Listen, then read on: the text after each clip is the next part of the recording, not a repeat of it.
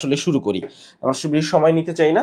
তো আমরা ফার্স্টেই একটু বন্ধন দেখি যে রাসায়নিক বন্ধন এটা আছে, আয়নিক বন্ধন আছে, সমযোজী বন্ধন আছে। সমযোজী বন্ধনের আবার প্রকারভেদ আছে, তাই না? সন্নিবেশ সমযোজী বন্ধন এরকম। তো আয়নিক বন্ধনের ক্ষেত্রে তোমরা জানো ধাতু আর অধাতুর মধ্যে হয় আয়নিক বন্ধন, আর সমযোজী বন্ধন হয় অধাতুগুলোর মধ্যে। সমযোজী বন্ধন হয় হচ্ছে অধাতুগুলোর মধ্যে। এখানে একটা রুল আছে, সেটা হচ্ছে লাইক ডিসলভস লাইক। এই ব্যাপারটা জৈব যৌগেও ছিল। লাইক ডিসলভস লাইক মানে হচ্ছে ধরো আয়নিক যৌগ যারা, ধরো পানি একটা আয়নিক যৌগ, পানি হচ্ছে আয়নিক, তাহলে আয়নিক যৌগগুলো আয়নিক যৌগে দ্রবীভূত হয়। যেহেতু পানি একটা আয়নিক, মানে অর্থাৎ কেউ যদি দ্রবীভূত হইতে হয় সে তার টাইপের কোন যৌগে দ্রবীভূত হয়। লাইক ডিসলভস, ডিসলভ মানে হচ্ছে দ্রবণীয় হওয়া, ডিসলভ মানে দ্রবণীয় হওয়া। তা লাইক ডিসলভস লাইক, ও যেমন ও তেমন যৌগে দ্রবণীয় হয়। অর্থাৎ আয়নিক যৌগ আয়নিক যৌগে দ্রবণীয় হয় বা পানিতে দ্রবণীয় হয়, আর সমযোজী যৌগ যেগুলা তারা বা আমরা এভাবে বলতে পারি জৈব যৌগ যেগুলা, জৈব যৌগগুলো সাধারণত সমযোজী যৌগ হয়। ফলে সমযোজী যৌগগুলো হচ্ছে সমযোগী যেসব দ্রাবক আছে তাতে দ্রবণীয় হয়। যেমন আমরা যদি বেনজিন কেরোসিনের কথা বলি, এটা যেমন কেরোসিন নামক হাইড্রোকার্বন পানিতে অদ্রবণীয়। কেন কেরোসিন পানিতে অদ্রবণীয়? কারণ কেরোসিন হচ্ছে সমযোজী, আর এই যে পানি, পানি হচ্ছে আয়নিক। অর্থাৎ আয়নিক যৌগ সমযোজী যৌগে দ্রবণীয় হবে না, বা মানে আয়নিক বা একটা সমযোজী যৌগ আয়নিক যৌগে দ্রবণীয় হবে না, একটা আয়নিক যৌগ সমযোজী যৌগে দ্রবণীয় হবে না। আচ্ছা, এই যে জায়গাটা, তো সমযোজী বন্ধন আসলে দুই রকম মেইনলি, একটা হচ্ছে সিগমা বন্ধন আর একটা হচ্ছে পাই বন্ধন। সমযোজী বন্ধন হচ্ছে দুই রকম, একটা হচ্ছে সিগমা বন্ধন আর একটা হচ্ছে কি বললাম, পাই বন্ধন। এটা আমরা জৈব যৌগে পড়ছি। যেমন ধরো আমরা যদি সিগমা বন্ধনের কথা বলি, সিগমা বন্ধনের কিছু বৈশিষ্ট্য আছে, তাই না? সিগমা বন্ধনের বৈশিষ্ট্যগুলো দন্তীয় স দিয়ে মনে রাখা যায়। কি দিয়ে? দন্তীয় স দিয়ে। যে এদের অভিলেপন হয় সরল রেখা বরাবর, তাই না? এদের সর্বোচ্চ অভিলেপন হয়, সর্বোচ্চ অভিলেপন হয়। 2 নাম্বার, সিগমা বন্ধন সংকর অরবিটালে সিগমা বন্ধন দেখা যায়। আর 2 নাম্বার, সিগমা বন্ধনগুলো শক্তিশালী। ঠিক আছে, তাহলে একটু বলি আমি তোমাকে সিগমা বন্ধন কোথায় হয় আর কি, বা পাই বন্ধন কই হয়। পাই বন্ধন হয় আসলে পি অরবিটালে। মেইনলি পাই বন্ধন তুমি কোথায় দেখবা? পি অরবিটালে, বা অন্যান্য ডি অরবিটালে, এফ অরবিটালে হইতে পারে, যেগুলো নরমালি তুমি দেখবা না। কিন্তু পাই বন্ধন সাধারণত তুমি দেখবা পি অরবিটালে। ঠিক আছে, আর সিগমা বন্ধন সব অরবিটালে হয়, শুধুমাত্র সংকর না, আমরা বলতে পারি যে সব অরবিটালে হচ্ছে সিগমা বন্ধন হইতে পারে। আর পাই বন্ধন শুধুমাত্র পি অরবিটালেই হয়। পাই বন্ধন শুধুমাত্র হচ্ছে পি অরবিটালেই হয়ে থাকে। ঠিক আছে, আর সিগমা বন্ধন সব অরবিটালে হয়, এস অরবিটালে, ইয়া অরবিটালে। ফলে আমরা কোন অরবিটালে, মানে পাই বন্ধনটা এস অরবিটালে হয় না, আর শঙ্কর অরবিটালে হয় না। পাই বন্ধন এস এ হয় না, শঙ্করে হয় না। পাই বন্ধন হয় পি অরবিটালে, পাই বন্ধন হয় পি অরবিটালে, এস এ হয় না, শঙ্করে হয় না। কারণ ধরো এই যে এস অরবিটাল বা শঙ্কর অরবিটাল, পাই বন্ধন যদি গঠিত হইতে হয় তাহলে যে দুইটা অরবিটাল তাদেরকে সমান্তরালে থাকতে হয়, তাদেরকে সমান্তরালে থাকতে হয়। কিন্তু এস অরবিটাল বা শঙ্কর অরবিটালের ক্ষেত্রে অরবিটাল দুইটা সমান্তরালে থাকে না, সমান্তরালে থাকে না, মানে কখনোই সমান্তরালে থাকা পসিবল না। আর সমান্তরালে না থাকলে পাই বন্ধন হওয়া সম্ভব না। আচ্ছা, এই জন্য শুধুমাত্র পি অরবিটালেই পাই বন্ধন হয়, বা ডিএফএ হইতে পারে, কিন্তু এস অরবিটাল এবং শঙ্কর অরবিটালে পাই বন্ধনটা হয় না। আচ্ছা, তো আমাদের জন্য গুরুত্বপূর্ণ যে জায়গা যেখান থেকে আসলে প্রশ্ন আসবে, একটু চলে আসো।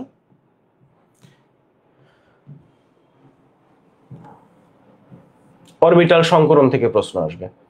আমাদের অরবিটাল সংকরণ যদি বুঝি, আমাদের একেবারে এখানে চলে আসতে হবে। একটু খেয়াল করো। হ্যাঁ, এই যে রুলটা, আমরা ফার্স্টে পরমাণুর সংকরণ বের করব।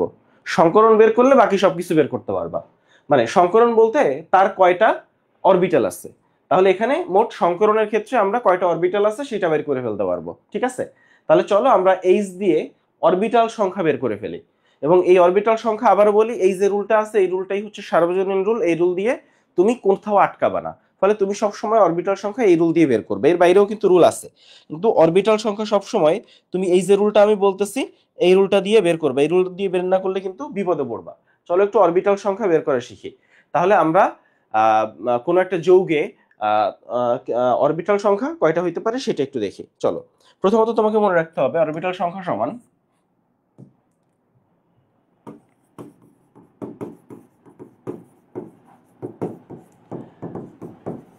এই যে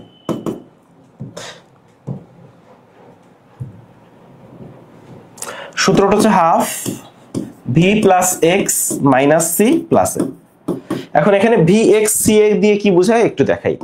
ভি দিয়ে হচ্ছে কেন্দ্রীয় পরমাণুর যোজ্যতা ইলেকট্রন, কেন্দ্রীয় যে পরমাণু আছে ওই যৌগে তার যোজ্যতা ইলেকট্রন। তাহলে ভি দিয়ে হচ্ছে কেন্দ্রীয় পরমাণুর যোজ্যতা ইলেকট্রন। এক্স দিয়ে বোঝায় একযোজী মৌল, ওই যৌগে যোজনী এক আছে এমন মৌল কয়টা, একযোজী মৌলের সংখ্যা। সিটা হচ্ছে ক্যাটায়ন, আর এটা হচ্ছে অ্যানায়ন, অর্থাৎ ক্যাটায়নের চার্জ আর অ্যানায়নের চার্জ। তাহলে ভিটা হচ্ছে যোজ্যতা ইলেকট্রন। চলো আমরা একটা করি, তাইলেই বুঝতে পারবো। ধরো আমরা খুব বিখ্যাত, আমরা পানি করি, পানিটা তো আমরা সবাই। আচ্ছা, ভি ভি হচ্ছে কেন্দ্রীয় মৌলের যোজ্যতা ইলেকট্রন। কি বলছি ভাইয়া? কেন্দ্রীয় মৌলের যোজ্যতা ইলেকট্রন। এখন তুমি আমাকে বলো তো এখানে কেন্দ্রীয় মৌলকে অক্সিজেন, অক্সিজেনের যোজ্যতা ইলেকট্রন কয়টা বলো? এখানে অক্সিজেনের যোজ্যতা ইলেকট্রন হচ্ছে 6টা। যোজ্যতা ইলেকট্রন সর্বশেষ শক্তি স্তরে থাকা ইলেকট্রন, সর্বশেষ শক্তি স্তরে থাকা ইলেকট্রন প্লাস একযোজী মৌল। এখন এখানে হাইড্রোজেনের যোজনী 1, হাইড্রোজেন আছে 2টা, তাহলে একযোজী মৌল কয়টা আছে? 2টা। Minus 0 plus 0। কেন? কারণ এখানে ক্যাটায়নের চার্জ অ্যানায়নের চার্জ। এই যৌগটা কি ক্যাটায়ন? না। এই যৌগটা কি অ্যানায়ন? না। আচ্ছা ঠিক আছে, তাহলে এইটা আমরা বুঝতে পারলাম। তাহলে এখন এখানে হিসাব করো, হাফ 6 আর 2 8, ফলে আমার আসতেছে 4। 4 হইলে সংকরণটা কি হচ্ছে ভাইয়া বলো তো? 4টা হইলে সংকরণটা হচ্ছে sp3, 4টা হইলে সংকরণ হচ্ছে sp3। আমি বলতে পারো ভাইয়া sp2d হইল না কেন? sp2dও তো হওয়া সম্ভব। হ্যাঁ সম্ভব। যদি ওর ইলেকট্রন বিন্যাসে, কেন্দ্রীয় মৌলের ইলেকট্রন বিন্যাসে ডি অরবিটাল থাকতো তাইলে sp2d হইতো। যদি ডি অরবিটাল থাকতো সেক্ষেত্রে হচ্ছে sp2। অক্সিজেনের ডি অরবিটাল আছে নাই, তাইলে এই জন্য হচ্ছে sp3 হচ্ছে। আচ্ছা, এখন ধরো আমি PCl5টা করি। এখন এখানে আমি যেটা করতে চাচ্ছি সেটা হচ্ছে PCl5। আচ্ছা একটা সেকেন্ড, ওকে। এখন দেখো PCl5 করার ক্ষেত্রে ফসফরাসের সর্বশেষ শক্তি স্তরে কয়টা ইলেকট্রন আছে? 5টা। ওইটাই তো যোজ্যতা ইলেকট্রন 5 প্লাস একযোজী ক্লোরিন হচ্ছে ক্লোরিনের যোজনী 1, ফলে 5টা ক্লোরিন আছে প্লাস 5 মাইনাস 0 প্লাস 0। কারণ এখানে এটা ক্যাটায়নও না, এটা অ্যানায়নও না, ফলে এখানে আমাদের 5 আর 5 10, অর্ধেক করলে হয় 5। যখন 5 হচ্ছে তখন সংকরণ কি হবে? sp3d। 5টা হইলে সংকরণ হচ্ছে sp3d। এখন একটা ব্যাপার আছে, ধরো ভাইয়া পানির ক্ষেত্রে তুমি sp3 সংকরণ পাইছো, পানির ক্ষেত্রে sp3 সংকরণ পাইছো, কিন্তু পানির ক্ষেত্রে কিন্তু এদের নিঃসঙ্গ ইলেকট্রন যুগল আছে। তো নিঃসঙ্গ ইলেকট্রন যুগল থাকলে কিন্তু তার আকৃতিটা চেঞ্জ হয়। মানে sp3 সংকরণে যে সেটা হয় চতুস্তলকীয়, sp3 হইলে হয় হচ্ছে চতুস্তলকীয়, কিন্তু পানির আকৃতি আসলে চতুস্তলকীয় না। তাহলে সমস্যা কোথায়? কারণ পানির নিঃসঙ্গ ইলেকট্রন যুগল আছে এরকম। এখন ধরো পানিতে কয়টা নিঃসঙ্গ ইলেকট্রন যুগল আছে এটা তুমি জানো না, এখন কেমনে বের করবা? পানিতে কয়টা নিঃসঙ্গ ইলেকট্রন যুগল আছে এটা তুমি জানো, এটা তো বের করা দরকার। এখন নিঃসঙ্গ ইলেকট্রন যুগল থাকলে আকৃতি কিন্তু চেঞ্জ হয়ে যাবে, আকৃতি চেঞ্জ হয়ে যাবে। এখন নিঃসঙ্গ ইলেকট্রন যুগল তুমি কিভাবে বের করবো ভাইয়া? নিঃসঙ্গ ইলেকট্রন যুগল বা মুক্ত জোড় ইলেকট্রনের সংখ্যা, এটা বের করার একটা সূত্র আছে। মুক্ত জোড় ইলেকট্রনের সংখ্যা, এটা বের করার সূত্র হচ্ছে x minus C minus D. x minus C minus D. x হচ্ছে শঙ্কর অরবিটাল, x হচ্ছে শঙ্কর অরবিটালের সংখ্যা। এক্সটা কি বলছি ভাইয়া? শঙ্কর অরবিটালের সংখ্যা। সিটা হচ্ছে একযোজী মৌলের পরমাণুর সংখ্যা, একযোজী মৌলের পরমাণুর সংখ্যা। আর ডিটা হচ্ছে দ্বিযোজী মৌলের পরমাণুর সংখ্যা। তাহলে মুক্ত জোড় ইলেকট্রন সংখ্যা বের করার সূত্র হচ্ছে x minus C minus D. এক্সটা হচ্ছে কয়টা শঙ্কর অরবিটাল আছে। ধরো পানি, পানির ক্ষেত্রে হচ্ছে এখানে শঙ্কর অরবিটাল 4টা, s 1টা p 3টা, 4টা আছে। ওকে গেল, এই যে 4 দেখছি আমরা। এর বিয়োগ সি, সি মানে একযোজী মৌলের, একযোজী মৌল কয়টা আছে?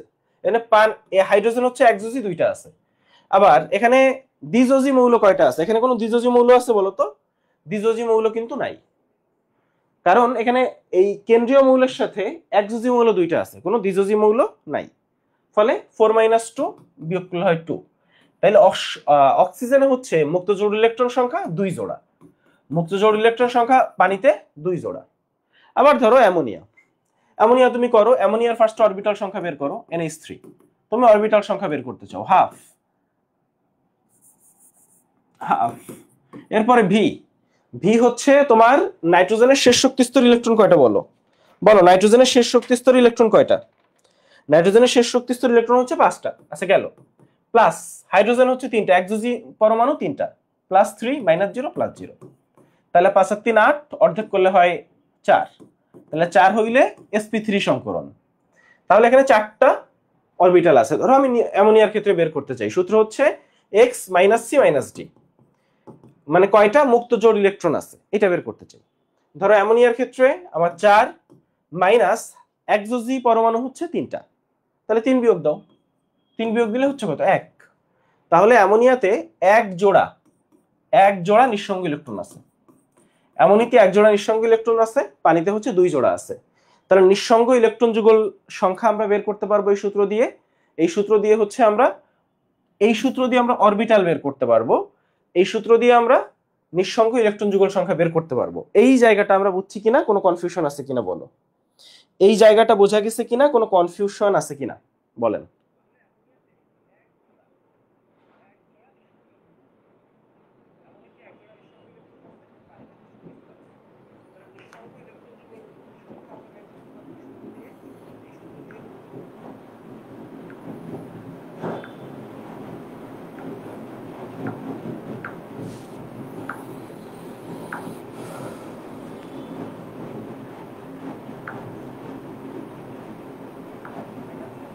বুঝছি, গুড। পানিটা আবার, আচ্ছা পানির অক্সিজেনের ইলেকট্রন বিন্যাস করো, শেষ শক্তি স্তরে 6টা ইলেকট্রন আছে, ওইটাই তার ভি বা যোজ্যতা ইলেকট্রন। ভি দিয়ে বোঝায় শেষ শক্তি স্তরে কয়টা ইলেকট্রন আছে, এক্স দিয়ে বোঝায় ওই যৌগে কেন্দ্রীয় মৌলের সাথে, ধরো অক্সিজেন কেন্দ্রীয় মৌল, তার সাথে একযোজী মৌল কয়টা আছে, মানে যোজনী এক এমন মৌল কয়টা আছে। এখন হাইড্রোজেনের যোজনী এক এরকম মৌল আছে 2টা, এই জন্য এখানে 2 আসছে। আর যেহেতু পানি কোনো ক্যাটায়ন না বা অ্যানায়ন না, তাই ক্যাটায়ন বা অ্যানায়নের ক্ষেত্রে 0 আসবে। ক্যাটায়ন বা অ্যানায়ন যেটা, সেক্ষেত্রে হচ্ছে তোমার 0 আসবে। এখন ধরো ক্যাটায়ন বা অ্যানায়নের ক্ষেত্রে যদি আসে তখন হিসাবটা চেঞ্জ হবে। যেমন আমি যদি এখানে একটু মুছি, দেখো ধরো পানি বাদ দিলাম, ধরো একটা ক্যাটায়ন বলো বা একটা অ্যানায়ন বলো, একটা ক্যাটায়ন বলো একটা অ্যানায়ন বলো। ধরো আমি একটা ক্যাটায়ন বলি, সেটা হচ্ছে অ্যামোনিয়াম NH4+। এখন এখানে একটু করো তো, হাফ ভি মানে হচ্ছে কেন্দ্রীয় মৌল নাইট্রোজেন। এখানে মানে এর শেষ শক্তি স্তর ইলেকট্রন কয়টা আছে বলো, শেষ শক্তি স্তর ইলেকট্রন আছে 5টা, প্লাস একযোজি, এক্স মানে হচ্ছে একযোজি মৌল কয়টা আছে, কেন্দ্রীয় মৌলের সাথে 4টা হাইড্রোজেন আছে, 4টা একযোজি মৌল আছে, মাইনাস ক্যাটায়নের চার্জ। এখন ক্যাটায়নের চার্জ কত বলো, এখানে ক্যাটায়নের চার্জ হচ্ছে +1, তাহলে মাইনাস এই চার্জ হচ্ছে 1, তাহলে 1 বসাবো। এখানে এই জায়গাটা একটু বুঝাই বলি, দেখো ক্যাটায়নের চার্জ +1, ফলে এখানে কিন্তু তুমি +1 দিতে পারবা না। দেখো -c মানে হচ্ছে সূত্রের মাইনাস, সি মানে ক্যাটায়নের চার্জ, কারণ ক্যাটায়নের চার্জ কিন্তু 1, ফলে এখানে 1 বসাবা। তুমি এই প্লাস আছে না মাইনাস আছে এইটা হিসাব করবা না, সূত্রের মাইনাস বসাবা, চার্জ 1 বসাই দিবা। আচ্ছা +0, কারণ অ্যানায়ন না এটা ক্যাটায়ন, ফলে ওখানে -1 হইছে। ফলে 5 আর 4 9, 1 বিয়োগ দিলে হয় 8, 8 এর অর্ধেক হচ্ছে 4, 4 হইলে সংকরণটা কি ভাইয়া sp3। আবার ধরো সালফেট আয়ন, খুবই বিখ্যাত আয়ন সালফেট আয়ন, তো এটা করো হাফ ভি প্লাস এক্স।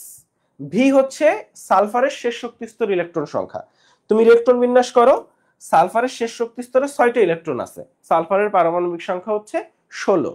আচ্ছা এরপরে চলে আসো একযোজি মৌলের পরমাণুর সংখ্যা।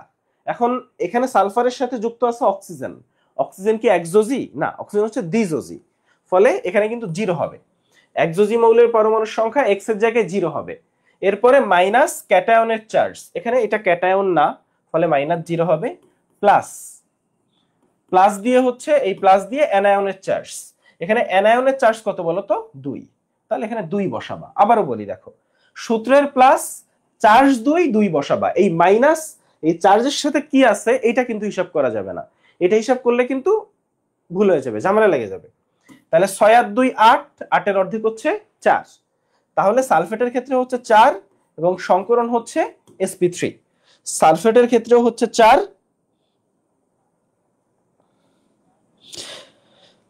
আচ্ছা, কোনটা কেন্দ্রীয় মৌল কিভাবে বুঝবো? আচ্ছা ভাইয়া দেখো, কেন্দ্রীয় মৌলের ক্ষেত্রে তুমি নরমালি চিন্তা করো যে ধরো অ্যামোনিয়া, এই যে নাইট্রোজেন, এর সাথে 3টা হাইড্রোজেন থাকে। নাইট্রোজেনের সাথে তুমি একটা গঠন চিন্তা করো না, ধরো পানির যোজনী 4, দেখছো পানির 4 অক্সিজেনের 4টা হাত আছে। তো এখানে এই যে দেখো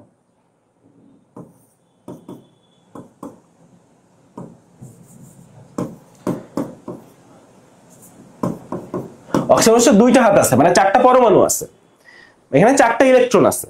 ফলে এখানে 4টা ইলেকট্রন শেয়ার করছে, এখানে 2টা আছে, এখানে 2টা আছে, 4টা ইলেকট্রন শেয়ার করছে, ফলে হাত 2টা। অক্সিজেনের হাত 2টা, তাহলে অক্সিজেনকে কেন্দ্র করে 2টা হাইড্রোজেন বিন্যস্ত হয়েছে। এখানে নাইট্রোজেনকে কেন্দ্র করে 3টা হাইড্রোজেন বিন্যস্ত হয়েছে। তাহলে যাকে কেন্দ্র করে বাকি পরমাণুগুলো বিন্যস্ত হয়, তুমি তার গঠনটা একটু কল্পনা করো। যাকে কেন্দ্র করে বাকি পরমাণুগুলো বিন্যস্ত হয়, যেমন কার্বনের ধরো 4টা হাত আছে, তাহলে এখানে ধরো এই যে মিথেন, তাহলে এখানে কেন্দ্রীয় পরমাণু কোনটা? কার্বন। এখানে কেন্দ্রীয় পরমাণু কোনটা ভাইয়া? কার্বন। জিনিসটা কি বোঝা গেছে? আবার ধরো তুমি খুব সহজ একটা জিজ্ঞেস করলে যে ভাইয়া যে বেরিলিয়াম ডাইক্লোরাইড, এটার বের করে দেন। এখন একটু খেয়াল করো, বেরিলিয়ামের সর্বশেষ শক্তি স্তরে কয়টা ইলেকট্রন আছে? 2টা, প্লাস ক্লোরিন একজোজি 2টা, ফলে +2, -0 +0, ফলে 2 আর 2 যোগ করলে হয় 4, 4 অর্ধেক 2, ফলে আমার আসতেছে হচ্ছে 2। 2 থাকলে কি সংকরণ হবে বলো? এখানে আসবে হচ্ছে sp সংকরণ। এখানে কি সংকরণ হবে? sp সংকরণ। তাহলে এইটা করার পরে তুমি কিন্তু এটা বের করে ফেলতে পারবা যে মুক্ত জোড় ইলেকট্রন কয়টা। এখন ধরো ভাইয়া বেরিলিয়াম ডাইক্লোরাইড, এখানে তুমি মুক্ত জোড় ইলেকট্রন আছে কিনা বের করতে চাও, তো দেখো করো। তো এখানে দেখো সংকরণ হচ্ছে 2, সূত্রটা হচ্ছে x - c - d। x হচ্ছে 2, x মানে হচ্ছে সংকর অরবিটাল কয়টা, মাইনাস হচ্ছে একজোজি পরমাণু, তাহলে একজোজি পরমাণু ক্লোরিন 2টা আছে, -2, তাহলে 2 - 2 হলে 0। তাহলে বেরিলিয়াম ডাইক্লোরাইডে কোনো মুক্ত জোড় ইলেকট্রন নাই। বেরিলিয়াম ডাইক্লোরাইডে কোনো মুক্ত জোড় ইলেকট্রন নাই। কি বললাম? বেরিলিয়াম ডাইক্লোরাইডে কোনো মুক্ত জোড় ইলেকট্রন নাই। আর ধরো জটিল যৌগে এই যে অরবিটাল সংখ্যা, এই সূত্র দিয়ে আমি বের করলাম, তাই না? Half v + x - c + a। কিন্তু ধরো একটা জটিল যৌগের কথা বললা তুমি, হ্যাঁ, ধরো যৌগটা এটা হইতে পারে, এই যে জটিল যৌগে এরকম থার্ড ব্র্যাকেট থাকে, তাই না? তারপরে ধরো এইটা, এইখানে তুমি বললা যে এখানে ভাই অরবিটাল সংখ্যা কত? এখানে অরবিটাল সংখ্যা সমান মনে রাখবা যে তার সন্নিবেশ সংখ্যা। তাইলে সন্নিবেশ সংখ্যা সমান অরবিটাল সংখ্যা, সন্নিবেশ সংখ্যা সমান হচ্ছে অরবিটাল সংখ্যা। আচ্ছা, সন্নিবেশ সংখ্যা কিভাবে বের করা যায়? সন্নিবেশ সংখ্যা হচ্ছে লিগ্যান্ড সংখ্যা, কয়টা লিগ্যান্ড যুক্ত হয়েছে। তাই লিগ্যান্ড সংখ্যা সমান সন্নিবেশ সংখ্যা সমান অরবিটাল সংখ্যা। লিগ্যান্ড হচ্ছে অ্যামোনিয়া, 4টা লিগ্যান্ড আছে, 4টা লিগ্যান্ড আছে, ফলে সন্নিবেশ সংখ্যা 4, অরবিটাল সংখ্যাও 4। ফলে সন্নিবেশ সংখ্যা এখানে 4, এখানে অরবিটাল সংখ্যাও কি বলছি ভাইয়া? 4। সন্নিবেশ সংখ্যা 4, অরবিটাল সংখ্যাও 4। ক্লিয়ার জিনিসটা?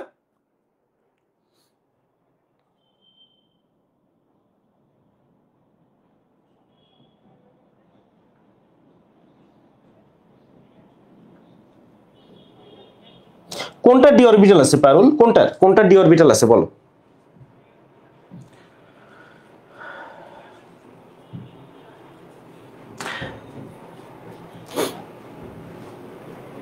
আচ্ছা, তাহলে এইটা আমরা বুঝলাম। এখন আসো, তাহলে আমরা অরবিটাল সংখ্যা বের করতে পারবো।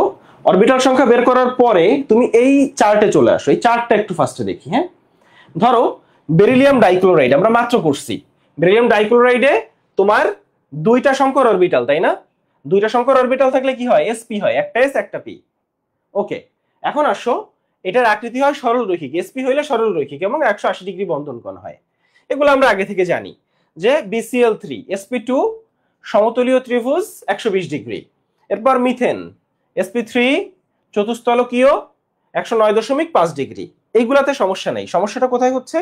সমস্যা হচ্ছে মুক্ত জোড় ইলেকট্রন থাকলে। খেয়াল করো, অ্যামোনিয়াতে 1 জোড়া মুক্ত জোড় ইলেকট্রন আছে, ফলে এখানেও কিন্তু sp3 সংকরণ, ফলে হওয়ার কথা ছিল চতুস্তলকীয়, কিন্তু না, চতুস্তলকটা বিকৃত হয়ে গেছে, হয়েছে ত্রিকোণাকার পিরামিড। কি হয়েছে ভাইয়া?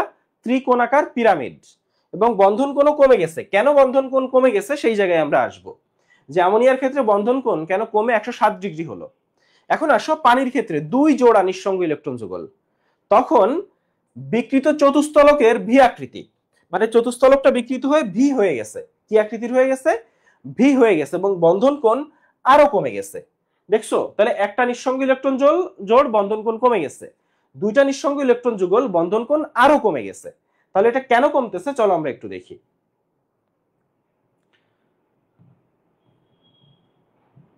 আচ্ছা, এই যে চার্টটা আছে, এই চার্ট থেকে প্রত্যেকটা যৌগের এটা প্র্যাকটিস করবা। আমি যে সূত্র বললাম এই সূত্র দিয়ে, এখানে বেশ কিছু করে দেওয়া আছে, এই সূত্র দিয়ে তুমি প্রত্যেকটা যৌগের অরবিটাল সংখ্যা বের করবা, প্রত্যেকটা যৌগের অরবিটাল সংখ্যা বের করবা, এবং তাদের মুক্ত জোড় ইলেকট্রন আছে কিনা এটা বের করবা। আচ্ছা ঠিক আছে। আচ্ছা এখন আসো এই জায়গা খেয়াল করো, অ্যামোনিয়ার ক্ষেত্রে একটা নিঃসঙ্গ ইলেকট্রন যুগল, একটা নিঃসঙ্গ ইলেকট্রন যুগল, এই যে নিঃসঙ্গ ইলেকট্রন যুগল এটাকে বলে লোন পেয়ার। কি বলে? Lone pair. আর এখানে তো বন্ড পেয়ার, এখানে বন্ধন হইছে, তাই এটাকে বলে বন্ড পেয়ার। এটাকে কি বলে ভাইয়া? Bond pair electron. এইটা বন্ড পেয়ার, এইটা বন্ড পেয়ার, এখানে বন্ধন হইছে নাইট্রোজেন হাইড্রোজেনের মধ্যে, নাইট্রোজেন হাইড্রোজেনের মধ্যে, নাইট্রোজেন হাইড্রোজেনের মধ্যে। আর এখানে হচ্ছে নিঃসঙ্গ ইলেকট্রন যুগল অ্যামোনিয়ার, লোন পেয়ার। তো মনে রাখবা লোন পেয়ার আর বন্ড পেয়ার পরস্পরকে বিকর্ষণ করে। কি বলছি? লোন পেয়ার লন পেয়ার এরা হচ্ছে পরস্পরকে বিকর্ষণ করে। এখানে একটা থিওরি আছে, থিওরিটাকে বলে হচ্ছে ভ্যাসপার থিওরি। থিওরিটাকে কি বলে? VSEPR theory. আমি এখানেই দেখাই, এখানে একটা থিওরি আছে, এটাকে বলা হয় ভিএসপিইআর, ভ্যাসপার থিওরি। তো ভ্যাসপার থিওরি অনুযায়ী মনে রাখবা যে বিকর্ষণটা সেটা হচ্ছে এরকম, যে লোন পেয়ার লোন পেয়ার, তারপর হচ্ছে বিকর্ষণটা হচ্ছে lone pair bond pair, bond pair, তারপর বিকর্ষণটা হচ্ছে বন্ড পেয়ার বন্ড পেয়ার। বোঝা গেল? তাহলে এখানে খেয়াল করো ভাইয়া, লোন পেয়ার লোন পেয়ার, এখানে দেখো লোন পেয়ার আর এটা হচ্ছে বন্ড পেয়ার। তো এদের মধ্যে বিকর্ষণ অনেক বেশি, এটা লোন পেয়ার এইটা বন্ড পেয়ার, এদের মধ্যে বিকর্ষণ অনেক বেশি। আবার বন্ড পেয়ারের বিকর্ষণ সবচেয়ে কম। ঠিক আছে? ফলে নরমালি যেটা হইতো, নরমালি বন্ধন কোণ হইতো যদি সবগুলা বন্ড পেয়ার হইতো, মানে চারটাই বন্ড পেয়ার। যেমন মিথেনে, মিথেনে কিন্তু চারটাই বন্ড পেয়ার, ফলে এত বেশি বিকর্ষণ তখন কাজ করতো না, বন্ড পেয়ারের বিকর্ষণটা কম। দেখছো, সবচেয়ে কম হচ্ছে বন্ড পেয়ারের বিকর্ষণ, যার জন্য এই যে মিথেনে বন্ধন কোণ হয় 109.5 ডিগ্রি। কিন্তু যেহেতু লোন আর বন্ডের মধ্যে বিকর্ষণ অনেক বেশি, ফলে এইটা এটার বিকর্ষণ আর এইটা এটার বিকর্ষণের জন্য এই তিনজন কাছাকাছি চলে আসছে।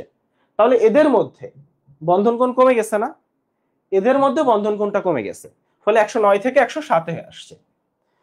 পানির ক্ষেত্রে খেয়াল করো ভাইয়া, এই যে দেখো পানির ক্ষেত্রে লোন পেয়ার কিন্তু দুইটা, মুক্ত জোড় দুইটা, এটা একটা লোন পেয়ার, এইটা একটা লোন পেয়ার। তো এই দুইটা লোন পেয়ারের জন্য পানির ক্ষেত্রে এই দুইটা লোন পেয়ারের জন্য এ একে বিকর্ষণ করছে, এ একে বিকর্ষণ করছে, এত বিকর্ষণের জন্য এরা আরো বেশি কম্প্রেস হয়ে গেছে। ফলে এই যে বন্ড পেয়ার দুইটা বন্ধনের মধ্যে যে গ্যাপটা, মানে বা এদের মধ্যে যে গ্যাপটা সেটা আরো বেশি কমে গেছে। অ্যামোনিয়াতে ছিল একটা নিঃসঙ্গ, তাই 107, আর এখানে আসছে 104.5। তাহলে পানির ক্ষেত্রে কি হয়েছে ভাইয়া? 104.5। আবারও বলি, পানির ক্ষেত্রে হয়েছে 104.5, এবং এটা আসলে ভি আকৃতির মতো হয়েছে, তাই না? আচ্ছা, তাহলে জিনিসটা কি বোঝা গেছে? সবাই একটু বলেন, সবাই একটু বলেন।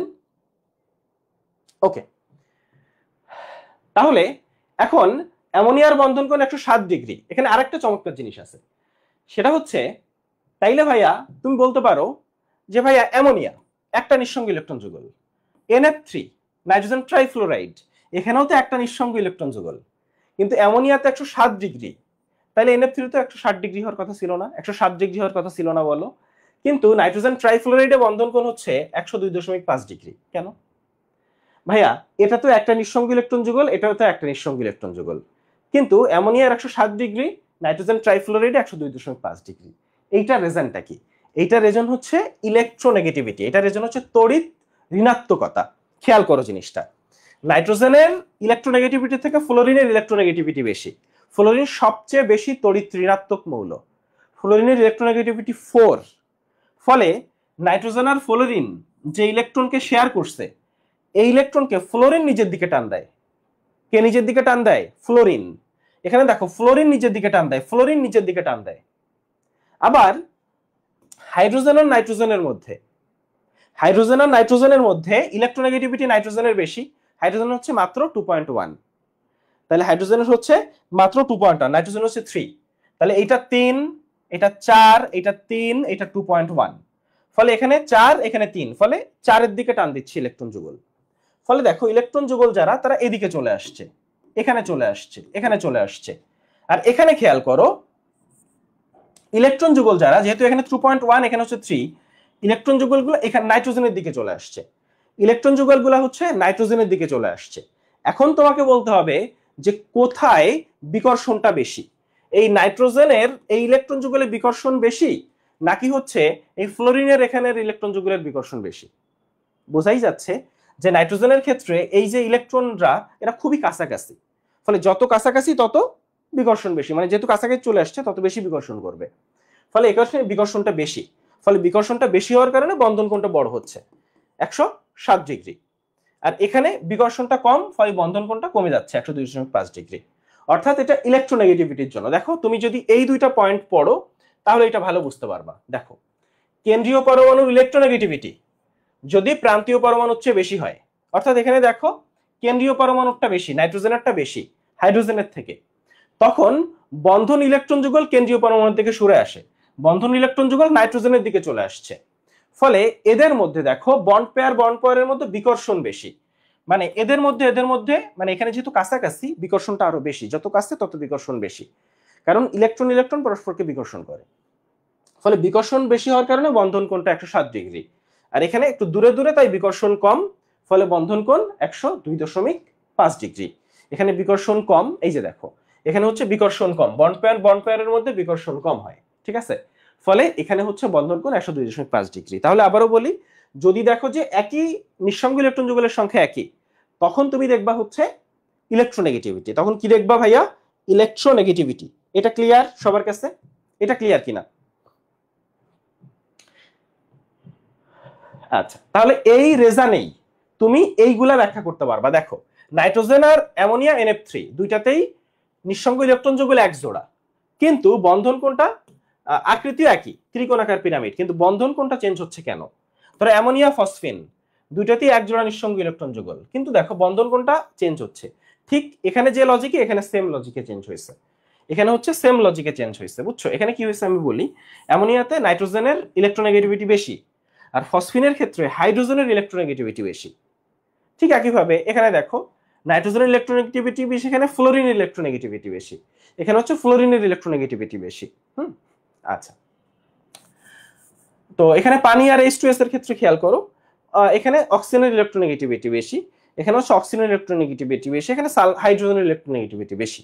ফলে ওই জন্য যখন দেখবা যে তোমার প্রান্তীয় পরমাণু যেটা, মানে কেন্দ্রীয় পরমাণুর ইলেকট্রোনেগেটিভিটি কম, তখন হচ্ছে বন্ধন কোণটা বেশি কমে যাবে। আর যখন দেখবা যে কেন্দ্রীয় পরমাণুর ইলেকট্রোনেগেটিভিটি বেশি, মানে সহজ ভাষায় যদি বলি, খেয়াল করো এই দুইটাই ইলেকট্রোনেগেটিভিটি নাইট্রোজেনের বেশি না, মানে কেন্দ্রীয়র ইলেকট্রোনেগেটিভিটি বেশি হইলে তার বন্ধন কোণ বেশি হয়। মানে এটা যদি তুমি উল্টায় ফেলো তাইলে মনে রাখা সহজ হয়। আবার এই দুইটাই দেখো কোনটার কেন্দ্রীয় ইলেকট্রোনেগেটিভিটি বেশি? নাইট্রোজেনের না? তাইলে দেখছো বন্ধন কোণ বেশি। দেখো এই দুইটার মধ্যে কেন্দ্রীয় কিন্তু অক্সিজেন বা সালফার, এখানে কার কেন্দ্রীয় ইলেকট্রোনেগেটিভিটি বেশি? অক্সিজেনের। তাহলে এটার বন্ধন কোণ বেশি, এটার বন্ধন কোণ বেশি। আর জিনিসটা খেয়াল করো, একটা নিঃসঙ্গ ইলেকট্রন যুগল, ফলে ত্রিকোণাকার পিরামিড হয়েছে, দুইটা নিঃসঙ্গ ইলেকট্রন যুগল, তাই বিকৃত চতুস্থলকের ভি আকৃতি হয়েছে, দুইটা নিঃসঙ্গ ইলেকট্রন যুগল, তাই বিকৃত চতুস্থলকের ভি আকৃতি এখানে হয়েছে। আচ্ছা, এরপরের টপিকটা আমাদের কি একটু দেখি, এরপরে কোন টপিকটা দেখানো যায়। আচ্ছা, এখানে কিছু জিনিস আছে, চলো আমরা একটু দেখি। এই যে জিনিসগুলা, প্রথমত বলা আছে মিথেন, ইথেন, এই জায়গায় হচ্ছে আমাদের sp3 সংকরণ আছে। sp3 সংকরণ থাকলে এদের সক্রিয়তা কম হয়, এদের সক্রিয়তা হচ্ছে কম হয়। কিন্তু একটু খেয়াল করো, হীরায় বা ডায়মন্ডে এখানেও sp3 সংকরণ এবং সমযোজী বন্ধন, ফলে এদের সক্রিয়তা কম এবং এরা বিদ্যুৎ অপরিবাহী। কিন্তু গ্রাফাইট, মানে কার্বনের দুইটার উপভেদ আছে মেইনলি, গ্রাফাইট আর হীরক। হীরক বিদ্যুৎ অপরিবাহী কেন? কারণ sp3 সংকরণ, মনে রাখবা sp3 সংকরণে আসলে মানে তোমার ইলেকট্রন থাকে না, মানে কোনো মুক্ত ইলেকট্রন থাকার সম্ভাবনা নাই, ফলে ওদের অ্যাক্টিভিটি কম। আর এদের মুক্ত ইলেকট্রন থাকার সম্ভাবনা আছে, তাদের অ্যাক্টিভিটি বেশি, ঠিক আছে? তাই এই যে এই দেখো, এদের মুক্ত ইলেকট্রন থাকা আছে বা সঞ্চরণশীল ইলেকট্রন আছে, এই যে দেখো, তাহলে sp2 তে হচ্ছে সঞ্চরণশীল ইলেকট্রন আছে, ফলে এখানে হচ্ছে বিদ্যুৎ সুপরিবাহী। আবার বেনজিনে খেয়াল করো, তাহলে ভাই বেনজিনে তো sp2 সংকরণ, বা বেনজিনে তো sp2 সংকরণ, তাহলে বেনজিন নিশ্চয়ই বিদ্যুৎ পরিবাহী না? বেনজিন বিদ্যুৎ পরিবাহী না, কারণ বেনজিনে যে সঞ্চরণশীল ইলেকট্রন আছে, বেনজিনে 6টা সঞ্চরণশীল ইলেকট্রন আছে, কিন্তু এই ইলেকট্রনগুলা বেনজিনের যে বলয়ের মধ্যে থাকে, যেহেতু বেনজিন একটা চাক্রিক যৌগ, তো বলয়ের মধ্যে থাকার কারণে এরা যতই সঞ্চরণশীল হোক বলয়ের মধ্যে ঘোরাঘুরি করে। এই জন্য বেনজিনকে আমরা এভাবে আঁকি, তাই না? এভাবে আঁকি, কারণ সঞ্চরণশীল ইলেকট্রনগুলো বলয়ের মধ্যে ঘোরাঘুরি করে। তো বলয়ের মধ্যে ঘোরাঘুরি করার কারণে ওরা আসলে বিদ্যুৎ পরিবহন করতে পারে না। যদি বলয়ের বাইরে যাইতে পারতো তাহলে বিদ্যুৎ পরিবহন করত। আচ্ছা, তো এখানে আরেকটা জিনিস আছে, এটা হচ্ছে সমযোজী বন্ধন। তো সমযোজী বন্ধন কেমনে হয় চলো আমরা একটু দেখি। ধরো এটা অ্যামোনিয়া, তো অ্যামোনিয়াতে এই যে nitrogen hydrogen nitrogen hydrogen nitrogen hydrogen বন্ধন করছে, আর এটা এক জোড়া নিঃসঙ্গ ইলেকট্রন যুগল আছে, এক জোড়া নিঃসঙ্গ ইলেকট্রন যুগল আছে, ঠিক আছে, বুঝছো? আর এখানে বোরন ট্রাইফ্লোরাইড, এখানে boron fluorine boron fluorine boron fluorine. এখানে দেখো বোরনের চারদিকে হচ্ছে 3 দুগুণে 6টা আছে। এখন সবাই আসলে চায় যে তার 8টা হোক, তাই না? তো নাইট্রোজেন বলতেছে আমার তো 2টা আছে, তাহলে আমি তোমাকে শেয়ার করতেছি। তাহলে এখানে কি হচ্ছে, এই নাইট্রোজেন এই 2টা বোরনের সাথে শেয়ার করতেছে। তো শেয়ার করার কারণে খেয়াল করলো, এখন নাইট্রোজেনেরও 8টা, বোরনেরও 8টা, বোরনেরও 8টা। তাহলে এখানে কি হইলো, এই NH3 আর BF3 এর মধ্যে সন্নিবেশ বন্ধন, ফলে কারো 2টার অভাব আছে আর কেউ 2টা দিচ্ছে, এটা হচ্ছে সন্নিবেশ। সন্নিবেশ বন্ধন এক ধরনের সমযোজী বন্ধন। আর সমযোজীতে কি হয়, 2টা অধাতু মানে দুইজনই শেয়ার করে। ধরো এই যে নাইট্রোজেন আর হাইড্রোজেন, নাইট্রোজেন আর হাইড্রোজেন, এই যে। তো এখানে দেখো নাইট্রোজেনেরও শেষ শক্তি স্তরে মানে নাইট্রোজেনের একটা সিঙ্গেল আছে, হাইড্রোজেনের একটা সিঙ্গেল আছে, তো দুইজন মিলে ডাবল তৈরি করছে, এই। আচ্ছা, তাহলে এই জায়গা এখন প্রায় আসে যে ধরো অ্যামোনিয়াম ক্লোরাইড, এখানে ভাইয়া কি কি বন্ধন আছে, কয়টা বন্ধন আছে? তো চলো এটা আমরা কেমনে বের করবো, চলো আমরা একটু দেখি। যে ধরো অ্যামোনিয়াম ক্লোরাইড জিজ্ঞেস করলো, এখানে কয়টা বন্ধন আছে বা কি কি বন্ধন আছে, দেখো। ওকে,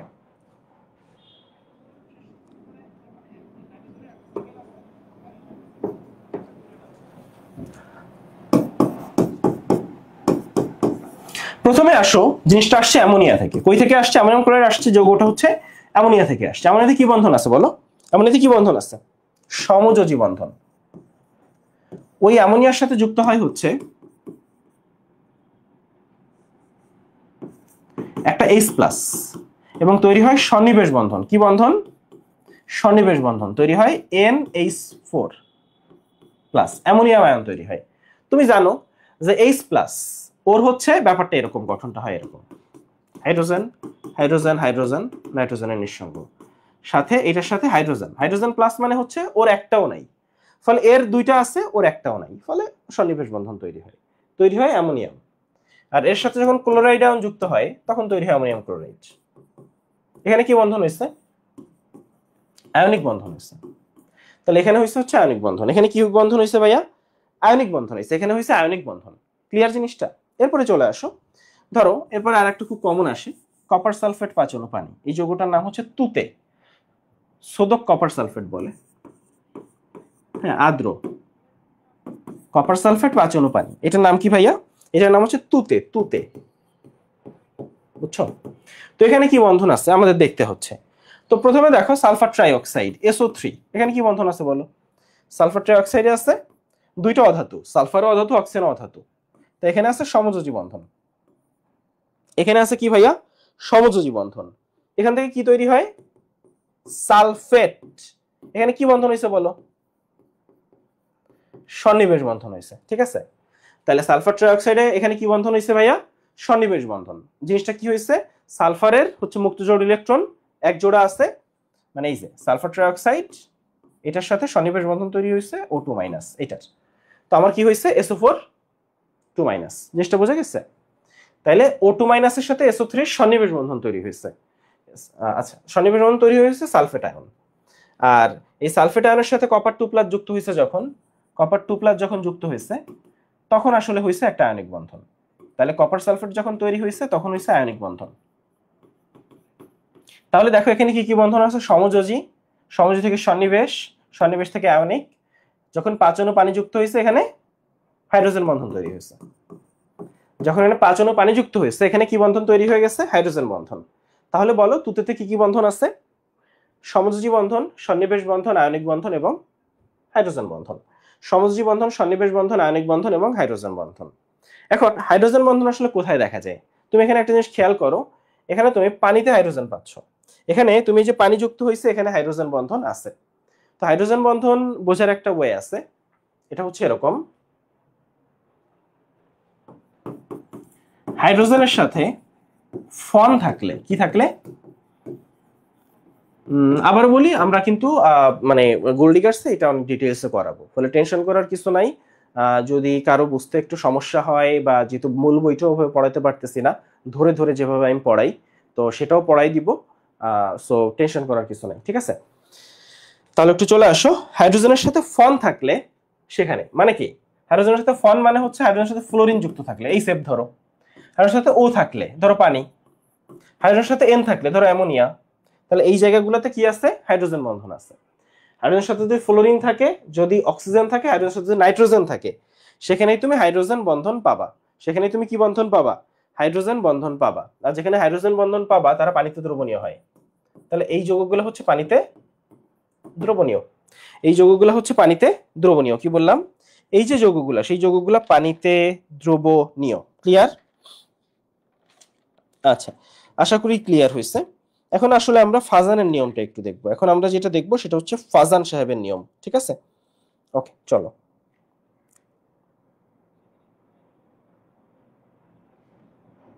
হ্যাঁ, মেডিউইকের ক্লাসের উপর এক্সাম হবে 20 তারিখ। হ্যাঁ, মেডিউইকের যে ক্লাস এটার উপর এক্সাম হবে হচ্ছে 20 তারিখ। কয় তারিখ? 20 তারিখ।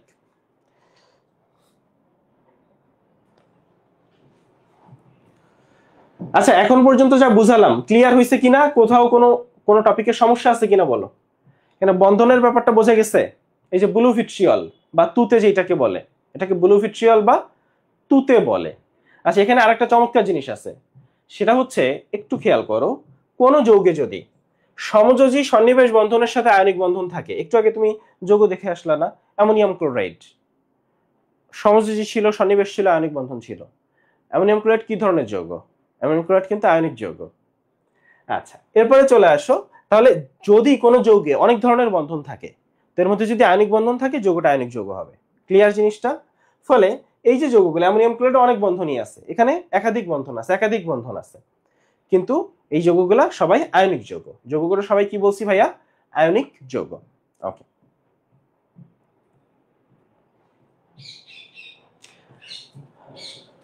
আচ্ছা, এখানে আরেকটা ব্যাপার আছে, সেটা হচ্ছে আয়নিক যৌগের ক্ষেত্রে ধরো এইচএফ, এখানে হাইড্রোজেনের ইলেকট্রোনেগেটিভিটি 2.1, ফ্লোরিন হচ্ছে 4, বিয়োগ করলে হয় 1.9। তো হাইড্রোজেন ফ্লোরাইড হচ্ছে সবচেয়ে বেশি আয়নিক যৌগ, সবচেয়ে বেশি আয়নিক যৌগ হচ্ছে হাইড্রোজেন ফ্লোরাইড। আবারও বলি, সবচেয়ে বেশি আয়নিক যৌগ হচ্ছে হাইড্রোজেন ফ্লোরাইড। আবার ধরো পানি, পানির ক্ষেত্রে অক্সিজেনের কত বলো? পানির ক্ষেত্রে অক্সিজেনের কত বলো? পানির ক্ষেত্রে একটা জিনিস খেয়াল করো ভাইয়া,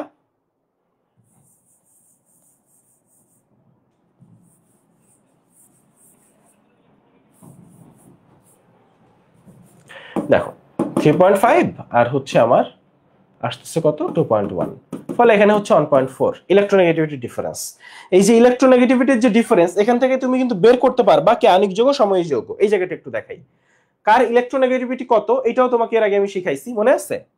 এইচপি বলছিলাম, এই যে দেখো, মনে আছে কিনা? এইচপি ছিল হচ্ছে 2.1, হাইড্রোজেন আর ফসফরাস ছিল 2.1, সিএসআই কার্বন সালফার আয়োডিন ছিল 2.5, এনসিএল নাইট্রোজেন ক্লোরিন ছিল 3, অক্সিজেন ছিল 3.5, ফ্লোরিন ছিল 4। আপাতত এগুলা শিখলেই চলে, মানে এগুলো হচ্ছে সবচেয়ে ইম্পর্টেন্ট। এখন আসো ইলেকট্রোনেগেটিভিটির যে ডিফারেন্স, সেটা ধরো আমরা এই সেপ দেখলাম, এই সেপের ক্ষেত্রে ডিফারেন্স কত? 1.9। এই সেপের ক্ষেত্রে 4 থেকে 2.1 বিয়োগ যায়, থাকে 1.9। পানির ক্ষেত্রে 3.5 থেকে 2.1 বিয়োগ যায়, থাকে হচ্ছে 1.4। 3.5 থেকে 2.1 বিয়োগ যায়, থাকে হচ্ছে 1.4। এখন চলে আসো, এই জিনিসটা আমরা বুঝছি। এখন মনে রাখবা এখানে 1.4 পাচ্ছি, এখানে 1.9 পাচ্ছি। যদি কোথাও দেখো যে ইলেকট্রোনেগেটিভিটি যে ডিফারেন্স, ধরো ক্লোরিনের কথা যদি বলি, ক্লোরিন, তো ক্লোরিনের ক্ষেত্রে কিন্তু দেখো দুইটা ক্লোরিন, ফলে ইলেকট্রোনেগেটিভিটি যে ডিফারেন্স সেটা কিন্তু 0। তো যদি দেখো যে ইলেকট্রোনেগেটিভ ডিফারেন্স 0, তাহলে সেই যৌগটা হচ্ছে বিশুদ্ধ সমযোজী। সেই যৌগটা কি বলছি ভাইয়া? বিশুদ্ধ সমযোজী। যদি দেখো ইলেকট্রোনেগেটিভিটি ডিফারেন্স 0.5 থেকে কম, 0.5 থেকে কম, তাইলে মনে রাখবা সে হচ্ছে অপোলার সমযোজী। সে কি বলছি? অপোলার সমযোজী। কিন্তু যদি দেখো 0.5 থেকে 1.9 এর মধ্যে, 0.5 থেকে 1.9 এর মধ্যে, সে হচ্ছে পোলার সমযোজী। তাহলে কি বলছি? 0.5 থেকে 1.9 এর মধ্যে সে হচ্ছে পোলার সমযোজী। আবারও বলি, 0.5 থেকে 1.9 এর মধ্যে সেটা হচ্ছে পোলার সমযোজী। আর 1.9 এর উপরে গেলে সে হচ্ছে আমাদের